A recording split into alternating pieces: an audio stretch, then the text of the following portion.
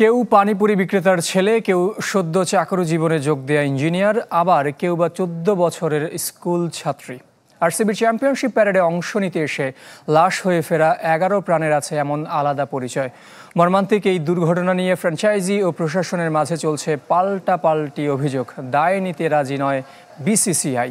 ইতিহাস গড়ে আইপিএল শিরোপা জেতা বেঙ্গালুরুকে ঘিরে চলছে তুমুল সমালোচনা। নিশ্চিন্তে খান স্বাস্থ্যকর অল টাইম পান, অল টাইম হেলদি লাইফ। দীর্ঘ 18 বছরের আরাধ্য ট্রফি জয়ের আনন্দ 18 ঘন্টাও স্থায়ী হয়নি। উৎসবের পরিবর্তে বিষাদে ছেয়ে গেছে বেঙ্গালুরু। পুলিশের অনুরোধ উপেক্ষা করে আয়োজিত চ্যাম্পিয়ন্স প্যারেডে ঝরে গেছে 11 প্রাণ। নিহত 11 জনের সকলের বয়স 40 বছরের কম। সবচেয়ে কম বয়সী ভক্তের বয়স 13 বছর। ব্যর্থতার দায় স্বীকার করেছে পুলিশ।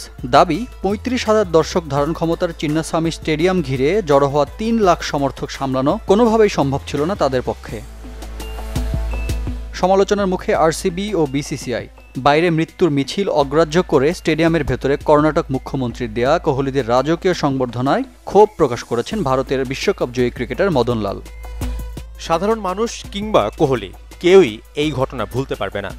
বাইরে যখন মানুষ মারা যাচ্ছিল, কোহলিরা তখন ট্রফি উদযাপনে ব্যস্ত। নিহতদের পরিবারের পক্ষ থেকে আরসিবি ও রাজ্য সরকারের বিরুদ্ধে 100 কোটি টাকার ক্ষতিপূরণ মামলা করা উচিত। বিসিসিআইও এর দায় এড়াতে পারে না।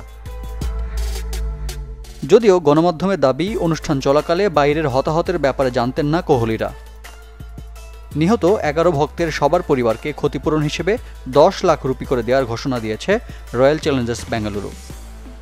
রিফাত হোসেন, চ্যানেল 24।